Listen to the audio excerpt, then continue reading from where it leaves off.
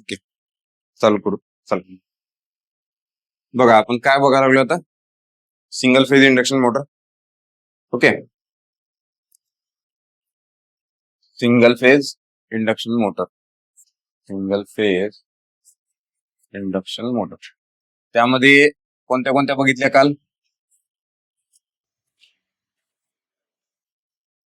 हा, resistance start किंवा split phase,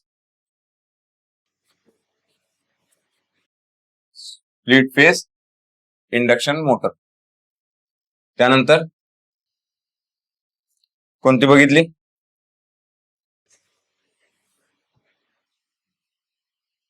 त्यानंतर कॅपॅसिटर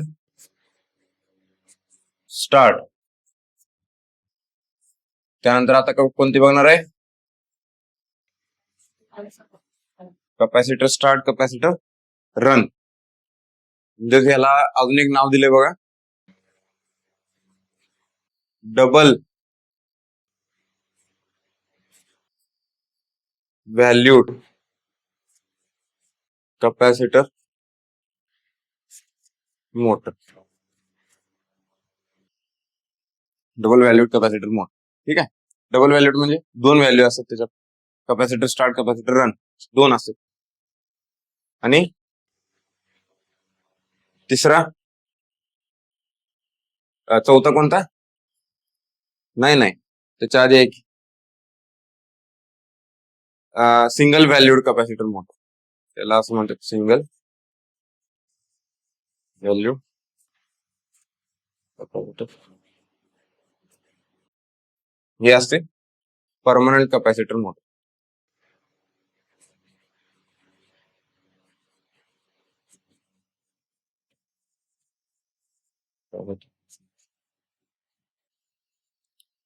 मोटर. ठीक आहे, permanent capacitor motor, permanent split capacitor motor. Permanent split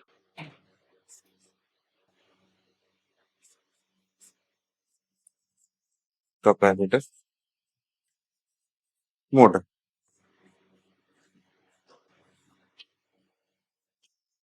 okay, आता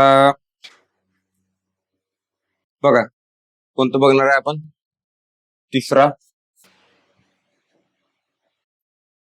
तिसरा बघणार आहे, capacitor start, capacitor run induction motor. Capacitor start, capacitor run induction motor. आता काय असतं बघा याच्यात?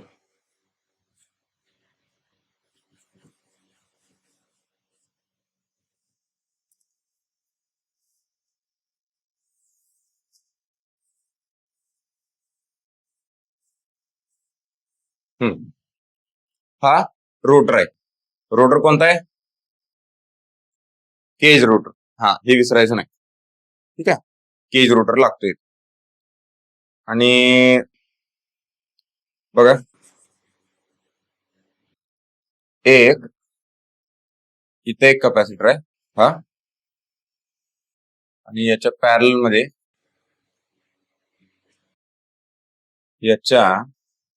पॅरल मध्ये अजून एक कॅपॅसिटर. ओके, इथं सिंगल फेज सप्लाय.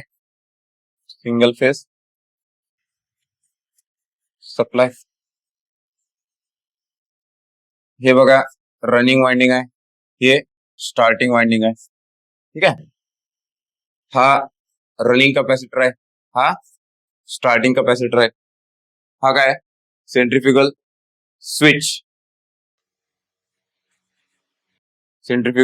स्विच. अशा पद्धतीचं कन्स्ट्रक्शन असतं, म्हणजे अशा पद्धतीचं सर्किट डायग्राम आहे त्याची. रनिंग वाइंडिंग, स्टार्टिंग वाइंडिंगच्या तिथं दोन कॅपॅसिटर लावलेले आहेत. एक आहे रनिंग कॅपॅसिटर, एक आहे स्टार्टिंग कॅपॅसिटर. स्टार्टिंग कॅपॅसिटर हा फक्त स्टार्टिंग रिजन साठी, म्हणजे अराउंड 3 to 4 सेकंद फक्त सर्किट मध्ये राहतो. किती 3 to 4 सेकंद असं धरून धरलं 3 to 4 सेकंद सर्किट मध्ये राहतो. ठीक आहे. हा असतो शॉर्ट ड्युटी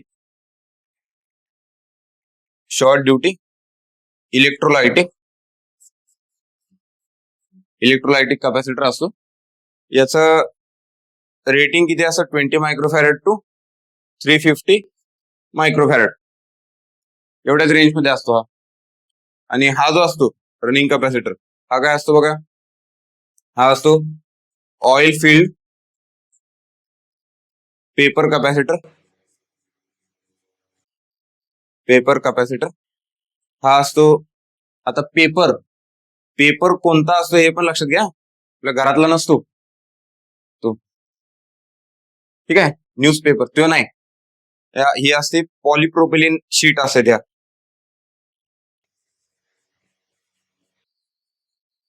पॉलिप्रोपिलिन शीट म्हणजे एक प्रकारचं प्लास्टिकच आहे हे, पण एकदम प्युअर प्लास्टिक असते ते. प्युअर प्लास्टिक, त्याच्यात इम्प्युरिटीज फार कमी असतात आणि त्याच्यामध्ये त्याची डायलेक्ट्रिक स्ट्रेंथ फार चांगली असते. ओके. डायलेक्ट्रिक मटेरियल वापरायचं असतं ना तिथं, एकदम थिन प्लास्टिक असतं ते. त्याला म्हणजे ऍक्च्युली ज्यावेळी कन्स्ट्रक्शन चालू असतं त्याला हात पण लावायचं नसतं असा वर, म्हणजे आपल्या हाताचे जे कण असतात ना ते त्याच्यात लागतात, हात पण लावायचं नसतं. त्याची डायलेक्ट्रिक स्ट्रेंथ चांगली येत नाही, मग टेस्टिंगच्या वेळी फेल होते अशा प्रकारचे कॅपॅसिटी. ओके. ते कसं असते, असे शीट असतात आणि याच्यावर अल्युमिनियम फॉईल त्या जोडल्या जातात. म्हणजे आपण सेम तुम्ही एखादं काय तर खायला वगैरे आणायला गेला तर तेव्हा अल्युमिनियम रॅपिंग पेपर असतो ना, तशा पद्धतीचा अल्युमिनियम पेपर असतो. आणि हे काय करतात, असे बंच करतात. म्हणजे एक अल्युमिनियमचा पेपर, एक पॉलिप्रोपिलिन शीट, एक अल्युमिनियमचा पेपर, एक पॉलिप्रोपिलिन शीट, आणि त्याचा असं बंच करून ते गुंडाळलं जातं ते. ठीक आहे. त्या पद्धतीने कॅपॅसिटन्स फॉर्म होते. ओके. तर ती कॅपॅसिटर असते ते paper oil field paper capacitor आणि पॉलिप्रोपिलिन शीटचे कॅपॅसिटर असते ते. हे काय असतात, continuous duty.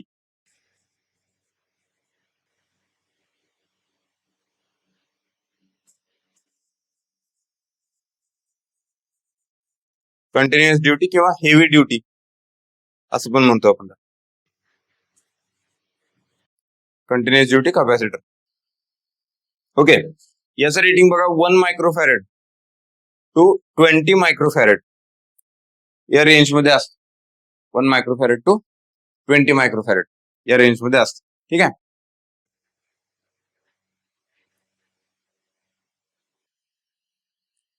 1 microfarad to 20 microfarad. ह्याचं वर्किंग सेमच आहे, जसं पहिल्या 2 मोटर जे सांगितलं तेच. काय करतात, ह्या कन्स्ट्रक्शन मुळे कॅपॅसिटर जो ऍड करतो आपण त्याच्यामुळे काय होतंय,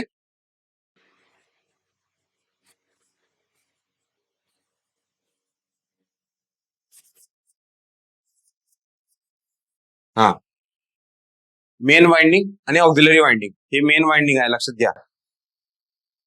हे रनिंग वाइंडिंग म्हणजे हे मेन वाइंडिंग आहे IM, आणि हा असतो IS.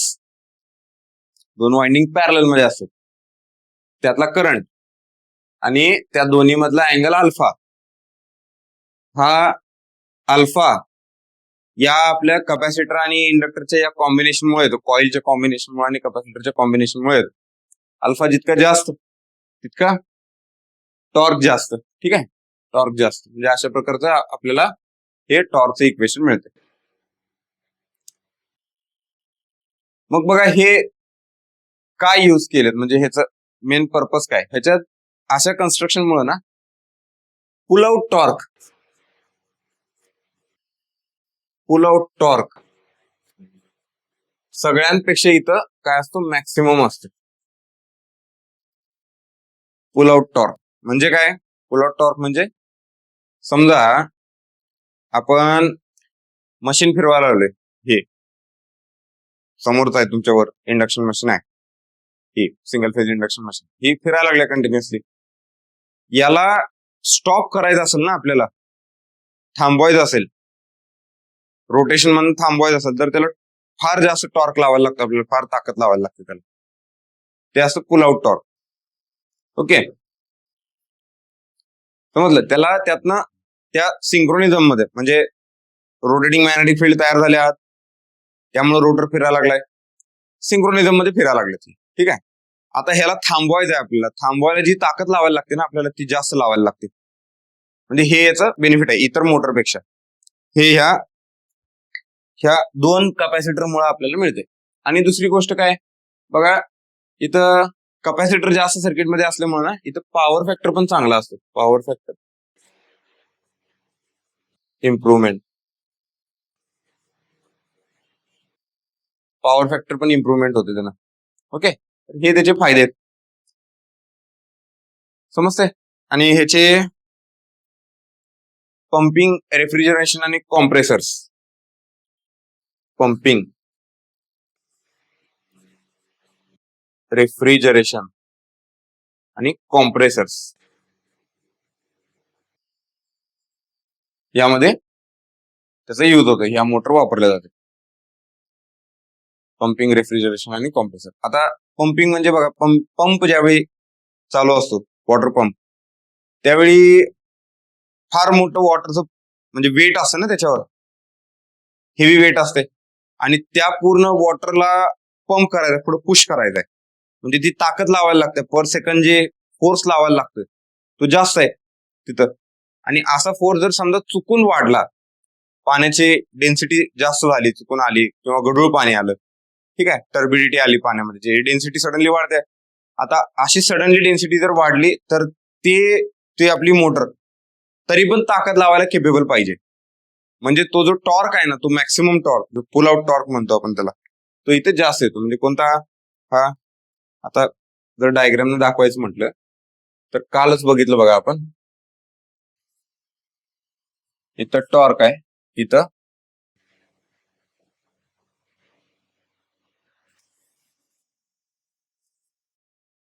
टॉर्क आहे, इथं स्पीड आहे. समजा हे या पद्धतीनं आपल्याला कशामुळे, स्टार्टिंग वाइंडिंग मुळे जर ही कॅरेक्टरिस्टिक्स मिळत असेल अशी, स्टार्टिंग वाइंडिंग मुळे, तर रनिंग वाइंडिंग मुळे ही अशी मिळते. रनिंग वाइंडिंग मुळे अशी मिळते. आता ही जी व्हॅल्यू आहे ना, ही व्हॅल्यू पुल आउट टॉर्क, ही जी व्हॅल्यू आहे ना, ही इतरांपेक्षा सगळ्यांपेक्षा जास्त असते. ही सगळ्या मोटरपेक्षा इथं जास्त मिळते आपल्याला. आणि समजा इथं या पॉइंटला, समजा या पॉइंटला सेंट्रिफ्युगल स्विच ऑपरेट झालाय, या पॉइंटला, ठीक आहे, आपण असं म्हणू एन सेंट्रिफ्युगल स्विच ऑपरेट्स किंवा ऑपरेटेड. इथं एन सी म्हणून या स्पीडला सेंट्रिफ्युगल स्विच ऑपरेट झालाय. तर मग त्याची स्पीड टॉर्क कॅरेक्टरिस्टिक्स कशी येते, हे असं, हे बघा, इथं ऑपरेट झाला, इथनं इथं. इतर कॅरेक्टरिस्टिक्स मध्ये याच्यात फरक काय आहे, फक्त ही टीपीची व्हॅल्यू सगळ्यात जास्त असते. टीपीची व्हॅल्यू सगळ्यात जास्त असते. ओके, ही अशी स्पीड टॉर्क कॅरेक्टरिस्टिक येते त्याची. हे because of only starting winding आणि हे रनिंग वाइंडिंग, दोन्ही जर एकत्र केले, मर्ज केले दोन्ही, तर हे असं मिळतं आपल्याला. ठीक आहे. ओके,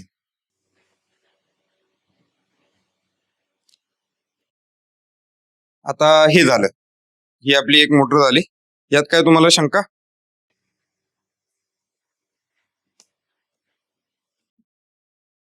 नाही, सोपं आहे.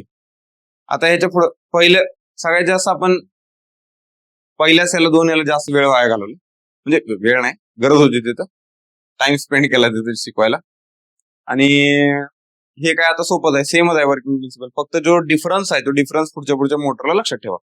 काय कॅपॅसिटरचं रेटिंग, काय कॅपॅसिटर कुठले आहेत, हे एक्झामला असलं विचारतात. ठीक आहे. मोटर यूज कुठं होते, जे स्पेसिफिकेशन जे आहेत ना, जे डिस्टिंग्विशिंग पॉइंट आहेत, जे ते पहिल्या मोटरला डिस्टिंग्विशिंग पॉइंट काय होता, सिंपल मोटर आहे, एकदम साधी. त्याचा स्टार्टिंग टॉर्क पण कमी असतोय, alpha 30 degree, resistance start, split phase capacitor मोटरमध्ये ते. त्यानंतर कॅपॅसिटर स्टार्ट, ज्याच्यात फ्रिक्वेन्स स्टार्ट करायला लागतात, मोटर सारखा ऑन ऑफ करायला लागतात, तिथं आपण कपॅसिटर स्टार्ट मोटर वापरतो. सगळ्यात जास्त जिथं स्टार्टिंग टॉर्क मिळतो कपॅसिटर स्टार्ट मोटर मध्ये, सिंगल व्हॅल्यूड कपॅसिटर मध्ये सगळ्यात जास्त स्टार्टिंग टॉर्क मिळतो. सगळ्यात जास्त पुल आउट टॉर्क कुठे मिळतो? डबल व्हॅल्यूड कपॅसिटर मध्ये. ठीक आहे, लक्षात आलं? हे असे डिस्टिंग्विशिंग पॉइंट आहेत, हे पॉइंट लक्षात ठेवा. आता चौथी मोटर आहे त्यातली, कपॅसिटर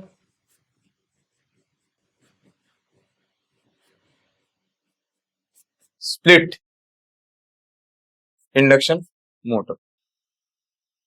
ओके,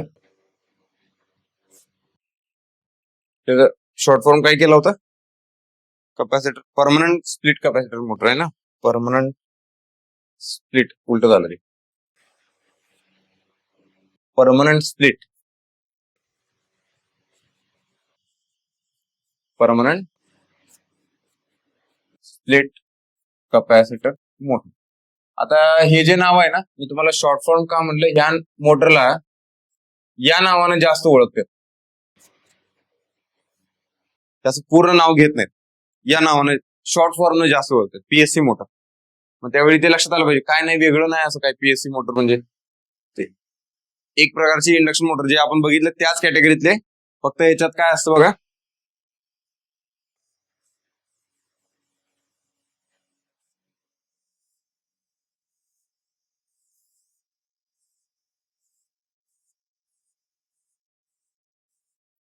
फक्त याच्यात काय असतं, इथं जे वाइंडिंग असतं हे, इथं एक कपॅसिटर लावलेला असतो, आणि काय असणार आहे इथं फरक? काय वेगळं दिसते बघून सांगा. स्टार्टिंग एकच कपॅसिटर आहे, मग कुठला कपॅसिटर नाहीये? स्टार्टिंग नाहीये का रनिंग नाहीये? कुठला नाहीये? स्टार्टिंग नाहीये, नक्की व्यवस्थित सांगा विचार करून. कुठला कुठला कपॅसिटर ठेवायचा, ठेवायला कुठला लागेल? स्टार्टिंग ठेवायला लागेल. बर, हे काय नाव आहे? मग जर कपॅसिटर परमनंट ठेवायचा असेल, हा रनिंग ठेवला पाहिजे ना. स्टार्टिंग कसं ठेवणार? स्टार्टिंग शॉर्ट ड्युटी कपॅसिटर असतो तो. शॉर्ट ड्युटी म्हणजे शॉर्ट टाइम साठीच तो ऑपरेट होणार आहे, नंतर तो डिस्कनेक्ट झाला पाहिजे. आणि लक्षात ठेवा, हे दोन कपॅसिटर असत ना, हे जर समजा यामध्ये मी विसरायला लागलाय बघा, लक्ष द्या व्यवस्थित.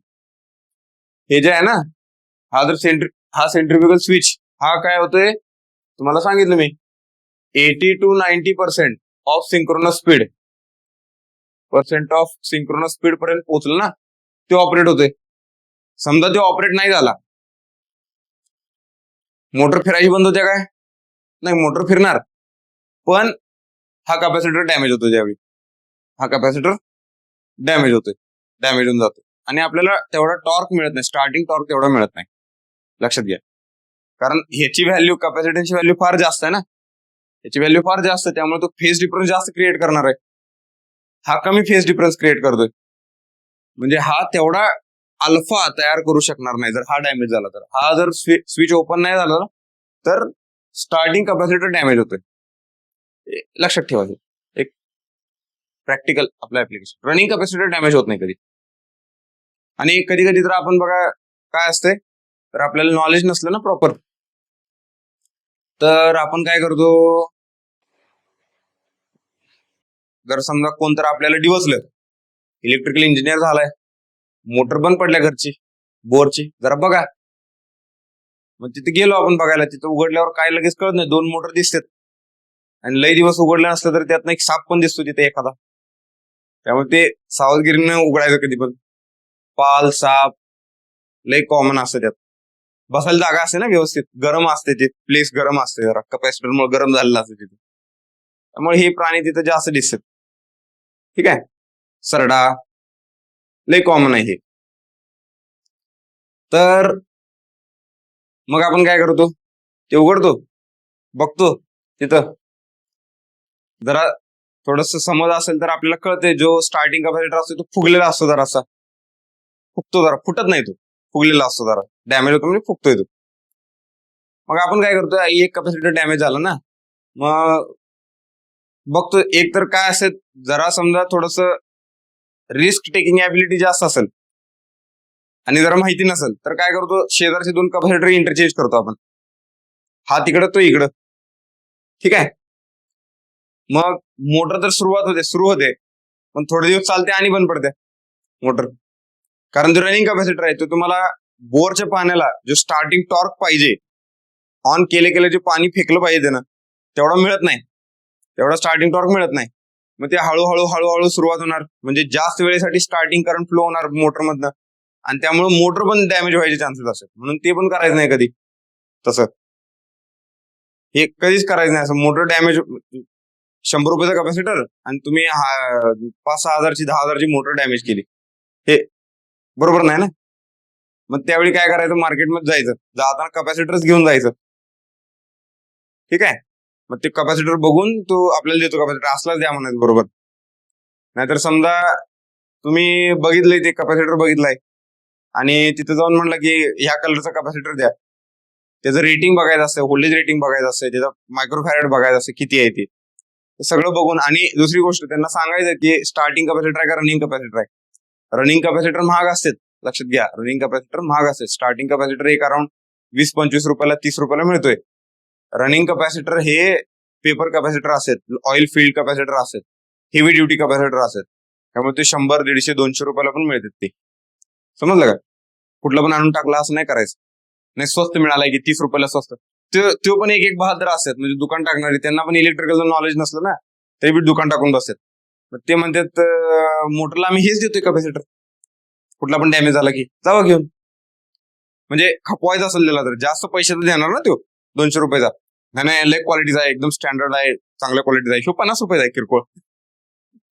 50 रुपयाचा कशाला घेऊन जात आहे, चांगला घेऊन जावा, तुमची मोटर चांगली जगल. आणि त्याचं ऐकून जर बसवलं, मोटर जगायच्या ऐवजी मरणार लवकर. तुम्ही तो दिला कुठला देना, रनिंग कॅपॅसिटर दिला, त्यात लिहिलेलं असतं सगळं, शॉर्ट ड्युटी, हेवी ड्युटी सगळं लिहिलेलं असतं. समजलं, हे असं असतं. तर यामध्ये आपण काय केलं,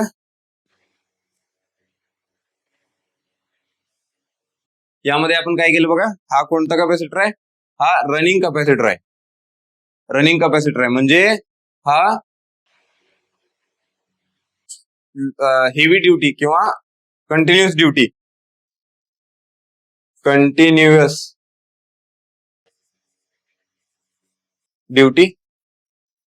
कॅपॅसिटर. ठीक आहे.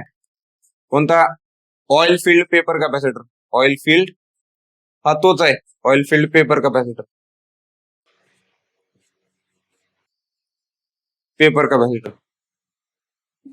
आणि याची पण व्हॅल्यू ही किती सांगितली, 1 मायक्रोफॅरेड टू 30, 20 मायक्रोफॅरेड. ठीक आहे, 30 मायक्रोफॅरेड एवढ्या रेंजमध्ये असते. 1 मायक्रोफॅरेड टू 30 मायक्रोफॅरेड या रेंजमध्ये असते ही. असा कॅपॅसिटर आहे हा, तो कॅपॅसिटर लावायला लागतो. आता याच्यात अजून एक काय दिसलं तुम्हाला, सेंट्रिफ्युगल स्विच नाही, म्हणजे हा कॅपॅसिटर परमनंटली सर्किटमध्ये राहणार आहे, म्हणून त्याला नाव दिले परमनंट स्प्लिट कॅपॅसिटर मोड. आणि बघा ह्याच्यात म्हणजे हे का वापरतो आपण, जिथं आपल्याला पॉवर फॅक्टरशी रिलेटेड जास्त डील करायचं, पॉवर फॅक्टर आणि स्मूथ ऑपरेशन. ह्याचं एक वैशिष्ट्य काय आहे, ह्याच्यात बघा इतर 3 मोटरपेक्षा इथं स्मूथ ऑपरेशन असतं.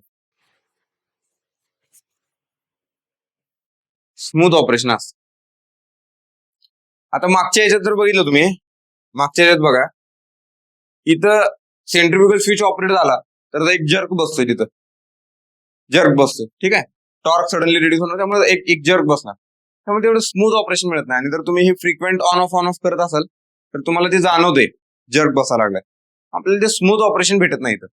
पण इथं कसं आहे, ह्याच्यात फार स्मूथ ऑपरेशन मिळतं, मोटर एकदम स्मूथली फिरत असते. असं हे असते परमनंट स्प्लिट कॅपॅसिटर मोटर. ह्याचा जो पुल आउट टॉर्क असतो, पुल आउट टॉर्क हा मागच्या मोटरपेक्षा कमी असतोय, पण ह्याचा पण पुल आउट टॉर्क चांगला असतो बरं का. Pull out torque less than torque pull out capacitor start capacitor run motor.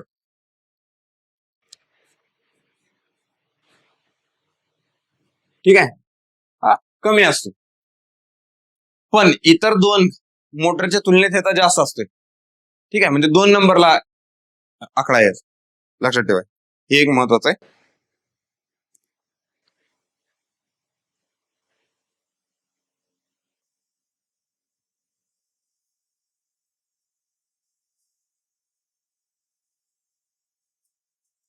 नाही नाही, थांबा थांबा थांबा, 1 मिनिट. चुकीचं झालं की काय झालं, 1च मिनिट.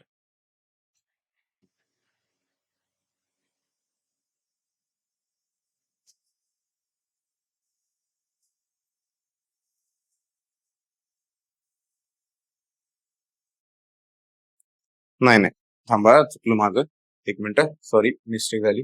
सगळ्यात हायर पुल आउट टॉर्क याचा मिळतोय, पीएससी मोटरचा, असं सांगितलं. सगळ्यात higher pull out torque PSC मोटरचा मिळतो. आणि याच्यात इफिशियन्सी मॅक्सिमम असते, इथं चांगली मिळते इफिशियन्सी. कारण का, याचा पॉवर फॅक्टर चांगला असतो. Power factor good. कारण का बघा, करंटचं ट्रान्झिशन स्मूथ असतं याच्यात. ठीक आहे, एकच कपॅसिटर आहे ना, परमनंटली सर्किटमध्ये येतो. टॉर्कचं व्हेरिएशन व्हायला लागलं तर आपल्याला कळते, टॉर्क आणि करंट मध्ये रिलेशन बघितलं आपण, स्क्वेअरला प्रोपोर्शनल आहे टॉर्क आणि करंट. टॉर्क ज्यावेळी चेंज होतो त्यावेळी करंट पण सडनली डिस्टर्ब होतो. ठीक आहे, त्याच्यामुळे बघा इथं मागच्या मोटरमध्ये पॉवर फॅक्टर तुलनेत चांगला मिळतो, पण हा जास्त चांगला आहे, इफिशियन्सी इथं चांगली मिळते. ठीक आहे, हे पर्पज साठी आपण ही मोटर घेतली, पण याचे ऍप्लिकेशन फार कमी आहेत, ऍप्लिकेशन तुलनेत कमी आहे.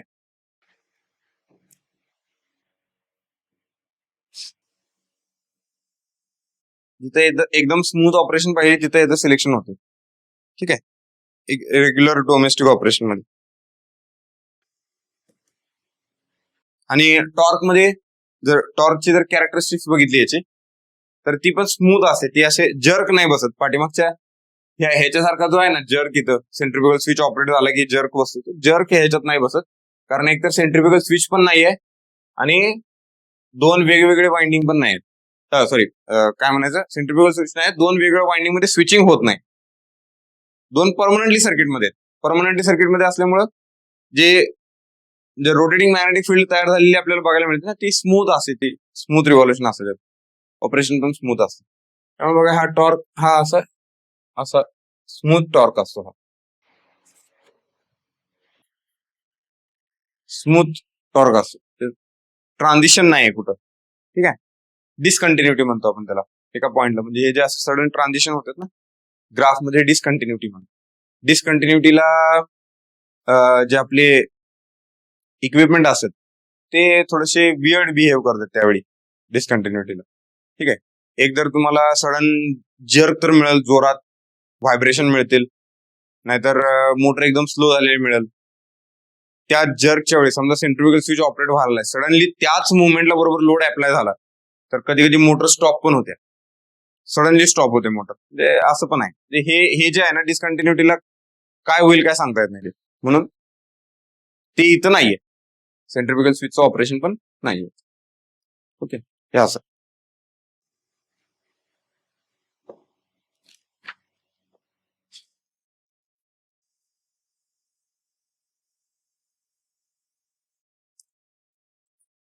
ओके,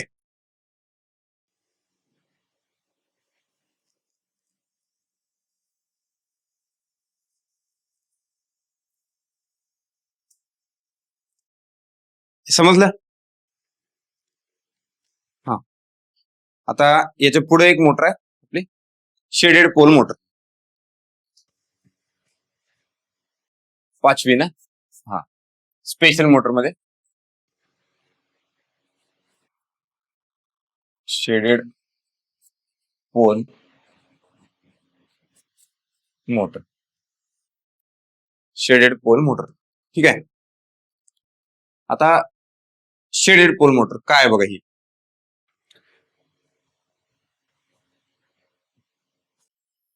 हा रोटर आहे, हा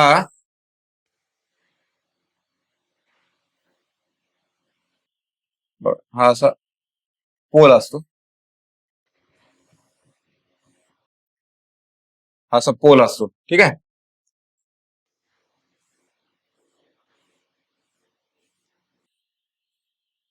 हा असा पोल असतो आणि याच्यावर हे असं वाइंडिंग आहे, इलेक्ट्रोमॅग्नेट पोल. शेडेड पोल म्हणजे काय करतो आपण, हे जे पोल आहेत ना वर, या पोलला आपण असं बघा, पोलला आपण अशी खाच पाडतोय. ओके, चला मी जरा वेगळ्या कलरला दाखवतो. ही अशी खाच पाडतोय. ओके, आणि या खाच मध्ये अंगठी असते ना, अंगठी सारखी रिंग, त्या प्रकारचे त्याच्यात शॉर्ट सर्किटेड कॉपर रिंग आपण त्याच्यात घालतोय त्या एका याच्यात. म्हणजे कसं, आणि ती लावायची पण कशी असते बघा, कॉपर रिंग, लाल कलर आहे आपल्याकडं, हे अशी कॉपर रिंग असते त्याची, ठीक आहे.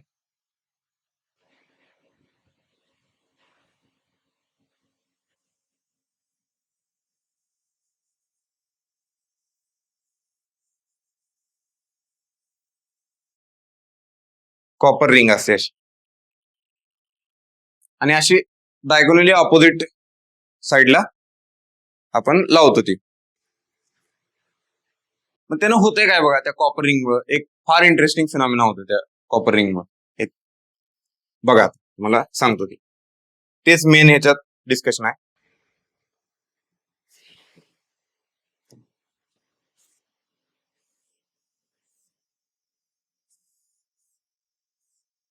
हा, कॉपर रिंग नसेल तर हा जो फ्लक्स आहे ना, फ्लक्स कसा ट्रॅव्हल करतो बघा, फ्लक्स हा असा, फ्लक्स हा असा स्ट्रेट लाईन मध्ये असा ट्रॅव्हल करतो.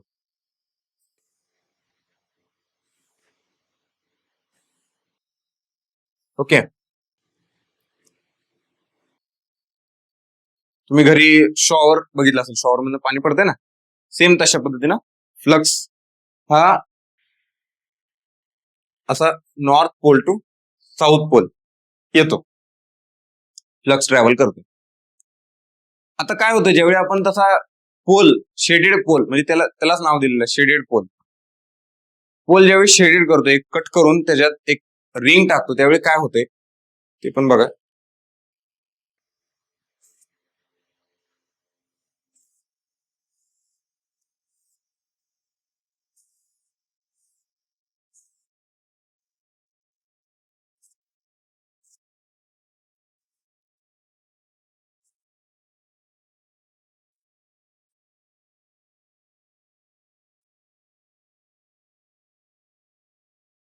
ओके, असं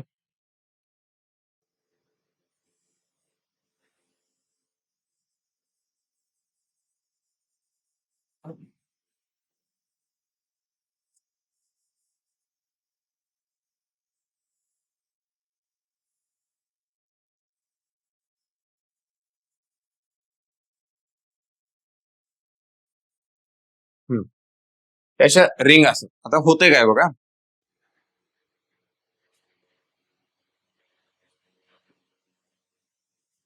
हा इथं हे इलेक्ट्रोमॅग्नेट आहेत, कॉईल आहेत अशा, या कॉईल मधून करंट पास झाला, तर याच्यातून फ्लक्स तयार व्हायला चालू होतोय, ठीक आहे, फ्लक्स तयार होतोय. पण ज्यावेळी हा फ्लक्स चेंज होतोय, चेंजिंग फ्लक्स येतो इथं, वाढा लागला फ्लक्स, त्यावेळी बघा सडनली काय होणार, याच्यात पण ईएमएफ इंड्यूस होणार.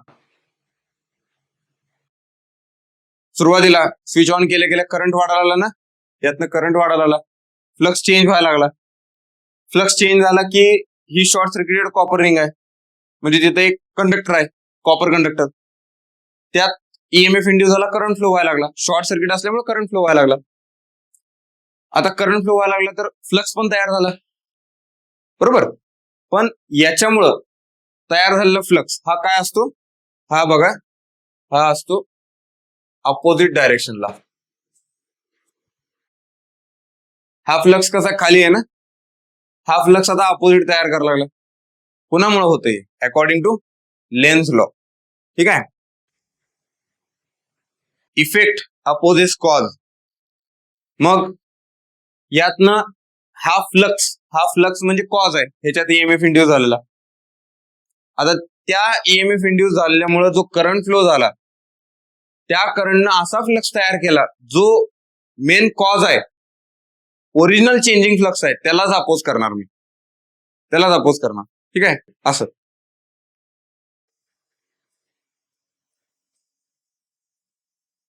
बघा.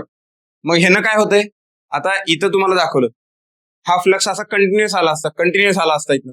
मग आता काय होतंय, ह्याच्यामुळं हा फ्लक्स आपल्याला असा मिळतो. आता इकडं बघा, या साईडला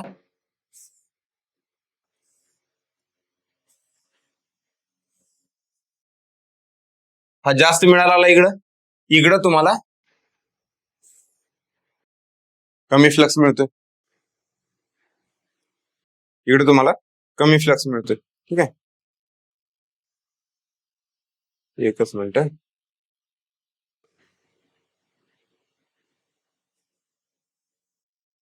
हा, मी इथपर्यंत दाखवतो. हा तुम्हाला इकडे जास्त मिळाला आणि इकडे तुम्हाला कमी मिळाला. हा, ओके. हे असं होते. आता बघा,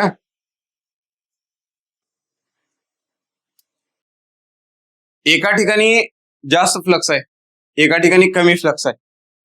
ह्याच्यामुळे काय होतंय, जो फ्लक्स नेचर आहे ना, इथं फ्लक्स कसा असा वरून स्मूथली खाली येत होता. ठीक आहे. आता इथं तसं नाही होत. इथं काय होतंय, जो जास्त फ्लक्स आहे ना, तो फ्लक्स असा ट्रॅव्हल होते. बघा आता, म्हणजे हा फ्लक्स ऍक्च्युली, या फ्लक्सचं ओरिएंटेशन असं होते, रिझल्टंट फ्लक्स इकडे पण असणार आहे, पण थोडा फ्लक्स असणार आहे, पण ऍक्च्युअली फ्लक्स इकडे असा ट्रॅव्हल होतो.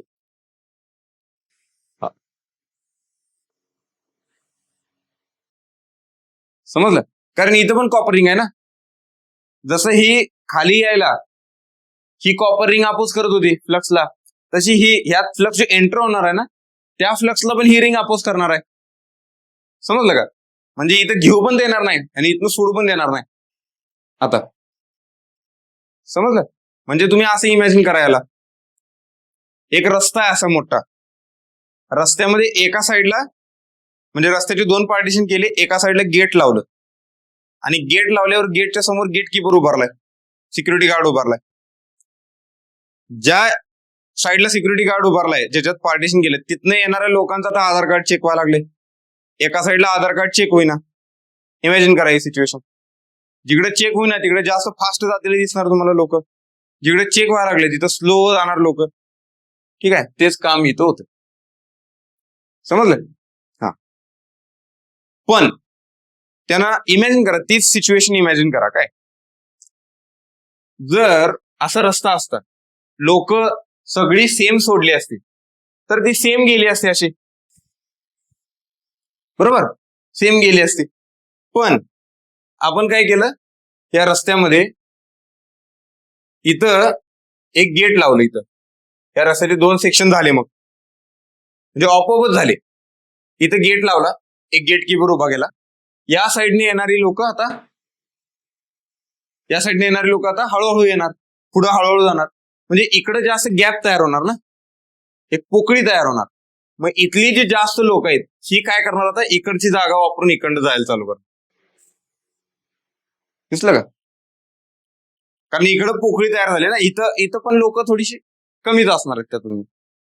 इकडे जे जास्त लोक येणार त्यांना आता जागा वापरायला जास्त नाही. समजतं का. फ्लक्स पण तसाच करतो. आणि दुसरी गोष्ट म्हणजे असं पण आहे इथं, आता डायगोनली अपोजिट इथं पण आहे, म्हणजे तुम्ही असं पण इमॅजिन करू शकता या केसमध्ये इथं अजून एक गेट कीपर आहे जो इथं आधार कार्ड चेक करतोय. मग ऑब्व्हियसली लोक कसे जाणार, अशी जिथनं फास्ट जाता येईल तिकडे जाणार ना, म्हणून तो फ्लक्स ओरिएंटेशन असं होतं.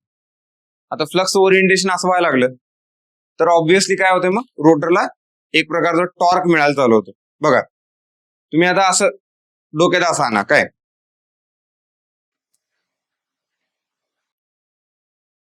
समजा आता हे आहे, ओके, जर समजा ह्या म्हणजे हा रोटर आहे असं इमॅजिन करू आपण, हा रोटर आहे.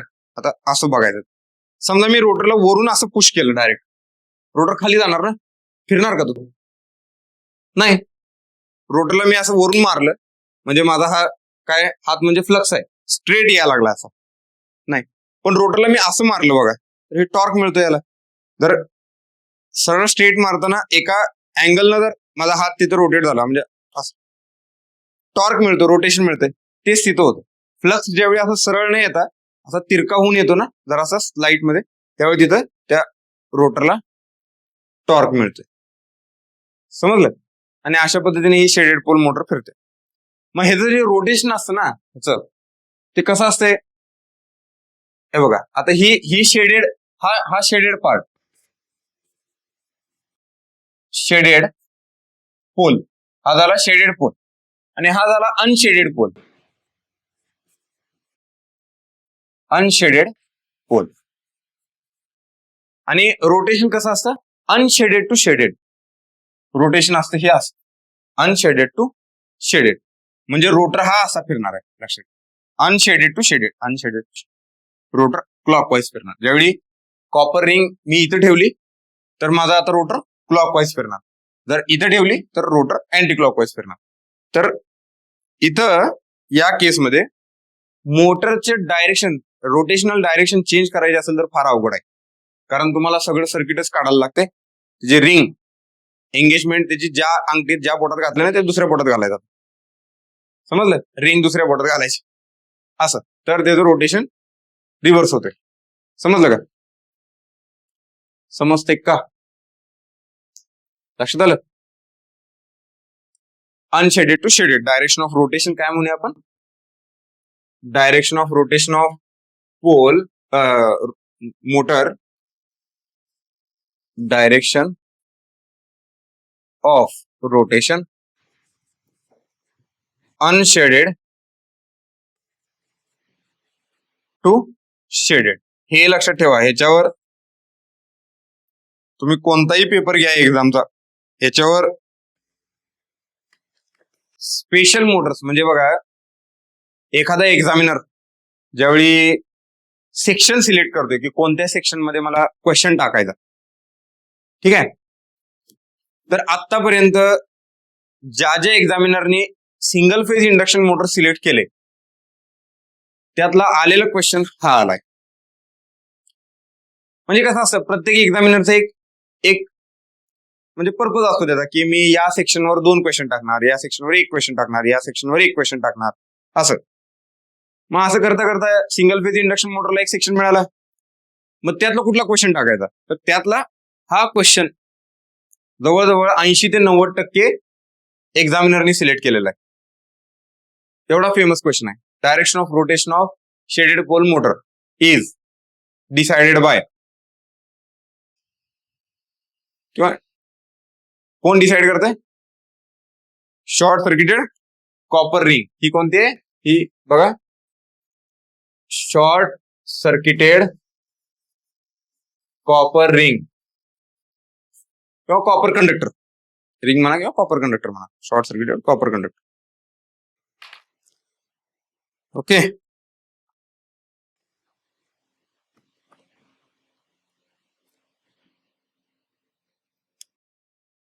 आणि ह्या मोटर एकदम स्मॉल मोटर असतात, एकदम छोट्या छोट्या, म्हणजे बघा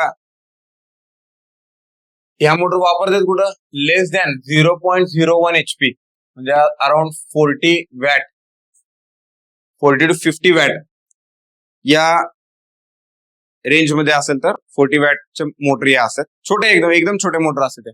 म्हणजे हेअर ड्रायर, परत अजून कुठले छोटे छोटे फॅन्स असतात. ओके, त्या फॅन मध्ये ह्या मोटर वापरल्या जातात असल्या. म्हणजे जे तुम्ही बघते ना पोर्टेबल फॅन मध्ये हे असल्या मोटर वापरल्या जातात. Okay, shaded pole motor.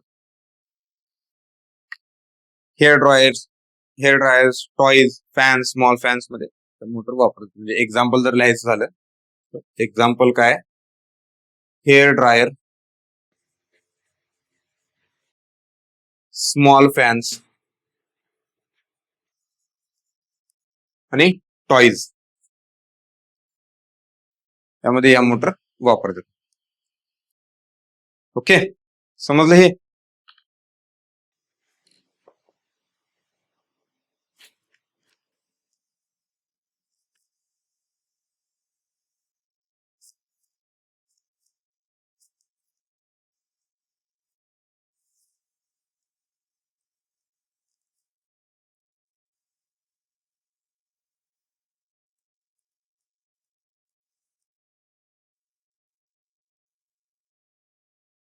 Okay, तर इथं थांबू आज आपण. मला पण गडबड आहे.